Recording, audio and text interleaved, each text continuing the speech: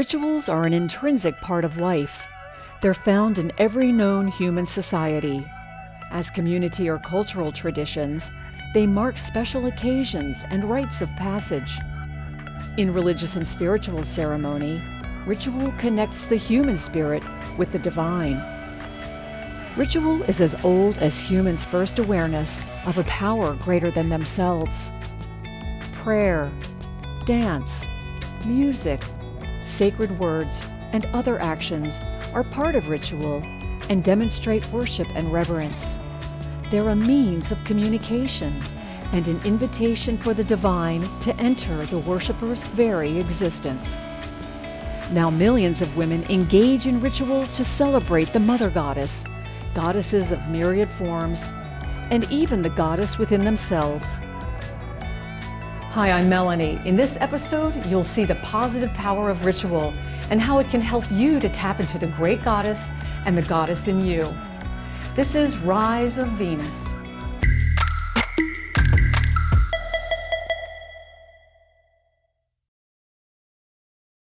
Laura Amazzone is an initiated practitioner, teacher, and scholar of the Shakta Tantra doctrine. Rooted in the Hindu tradition, Shakta Tantra worships Goddess as the supreme power and creator of the universe. Laura is most devoted to the fierce and protective form of the great goddess, Durga, the warrior goddess who unleashes her fury against wrong for the liberation of all. Laura facilitates pujas, or rituals, to honor Durga and other goddesses for spiritual expansion and liberation. She's made it her mission to share these empowering experiences to assist women and men in their spiritual and personal growth. So ever since I was a child, I always had more mystical inclinations and was just fascinated by, the world of spirit or synchronicities or different signs and seeking that connection to something else, something greater than myself.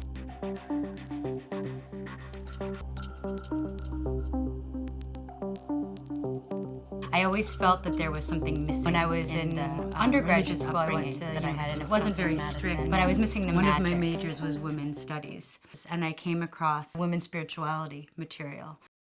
So I started reading about these ancient cultures and was fascinated. Here was this representation of the divine that was female. There was nothing else in my upbringing that had led me to that sort of empowered divine female. The goddesses that actually really fascinated me were the so-called dark goddesses, the fierce goddesses, the wrathful goddesses, Hecate in the Greek pantheon, and that kind of led me down this road into discovering Inanna of Mesopotamia, then to Kali and Durga. Here was this really fierce, amazing goddess that was both terrifying and then also so beneficent, so peaceful, so compassionate. One of the things that really intrigued me about her is that she was not pinned to one expression of femininity. In fact, she defied what I had been taught to believe was quote-unquote feminine.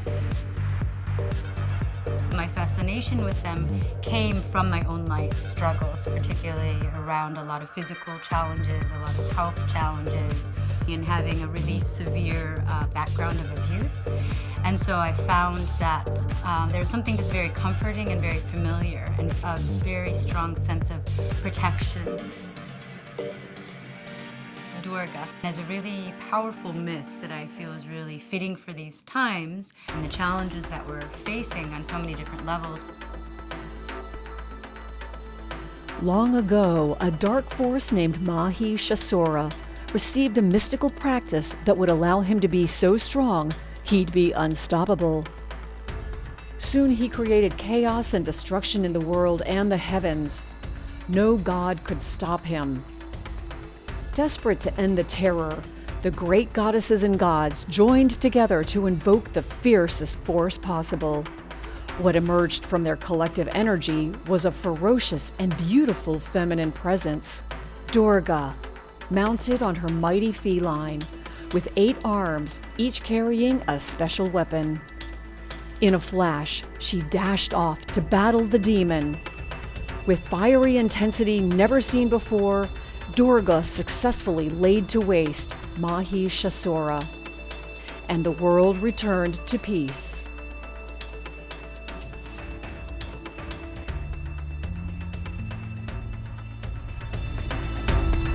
Rituals create a connection, activate divine energy, invite us to express gratitude and requests, and celebrate earth, body, and spirit. Ritual can consist of a simple act, such as a prayer or the lighting of a candle, or it can be an elaborate performance with mythological reenactments. For Laura, ritual is a sacred experience that heals and expands. Laura provides us with a glimpse of ancient ritual practices dedicated to Durga.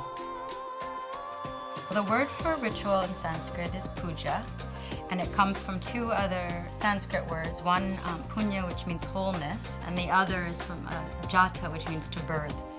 And so a ritual, from that perspective, is an opportunity to rebirth ourselves into wholeness. So it's a rebirthing and it's an alchemy, and to come back into that sense of wholeness is really to remember ultimately we're divine. The ritual is an opportunity for us to obviously to connect to the divine, both within and without, to express our devotion, our reverence, our gratitude, our appreciation. We're really entering a sacred space beyond, what is quote unquote normal, reality. So much happens that's so mysterious and magical. So there's an emphasis on the elements and really honoring the elements. We honor the air element with incense. The space element, it depends on which lineage, but in my particular lineage, through flowers. The water element, of course, through water, but also through food offerings. Fire we offer with candle, with light, and it symbolizes that light of our consciousness, that divine spark within. And then earth energy through some sort of scent, incense or an oil, or maybe it is even offering a stone that we have found. This is very important in these tantric rituals, this vessel, the kalasha, the sacred vessel, because it's symbolic of the yoni, which is the womb and the vulva. And it's symbolic, not only symbolic though, we would say when we're worshiping it on the altar, it is an emanation of the mother's cosmic yoni, that source from which we all come and to which we all return. Of course, anything to beautify that space, that this idea of sacred adornment too, and honoring her and honoring ourselves through placing a beautiful object. We make offerings at the altar. Reciting the mantras, the sacred sounds. Who are we offering to? We're offering to the divine. It's not that the divine is outside of us. As we're worshiping, whoever is on the altar, we're worshiping that energy within.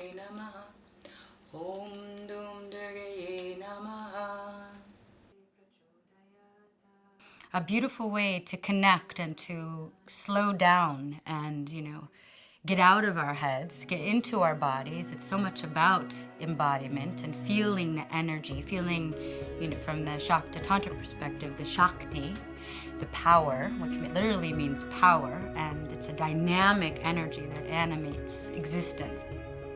We literally are going in and rewiring and working on the level of the DNA, working on the level of our ego, our mind, the way that, the programming, the conditioning.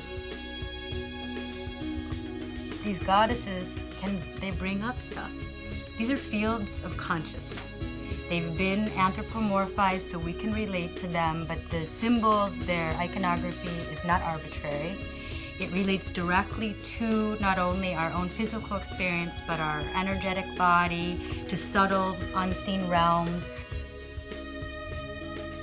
There is very sophisticated technology within the tantric tradition that actually is a science. And that's why this technology is so sophisticated. And that's why you really need a teacher who's been trained, who knows, knows the terrain of this particular field of consciousness. The teachings are passed down from thousands and thousands of years, and there's sometimes more secrecy or protection around it because of the power.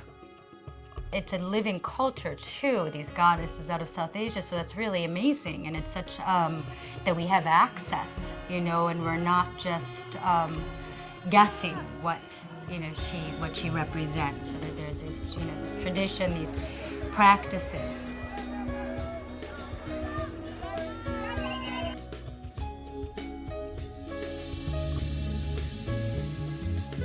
In my own personal experience, what ritual is about is balance and integration or harmony, and confronting certain aspects in life so that we can transform it. Durga really helps us confront our grief. And there's so much grief about what's happening to the planet, what's happening to so many different species that are becoming extinct, to have so many different populations, and it's overwhelming. Coming into this sacred knowledge, these teachings, and then specific practices within the Shakta Tantra tradition gave meaning to a lot of my own suffering in a way that I had not really understood before, and even my struggle with illness and the physical pain that I had endured. And I began to see it not as a punishment or because I was bad or I'd done something wrong or whatever my mind was, however it was judging the situation. It helped me to surrender and come to more of a place of acceptance. And not only that, though, it's not just she's there, for these difficult times. She really helps you to come into a sense of strength, of courage, having a sense of invincible power, knowing that no matter what is happening to you or in the world around you, there is that divine light within that's untouchable, invincible, that can't be damaged. So many gifts on so many different levels that we can receive. Laura's book, Goddess Durga and Sacred Female Power, highlights the goddess's transformative essence and Laura's own healing spiritual journey with this divine deity. Goddess-focused ritual helps us to connect with our own divine feminine spirit, which increases self-love, self-appreciation, and confidence. It can help us to connect with the divine in others.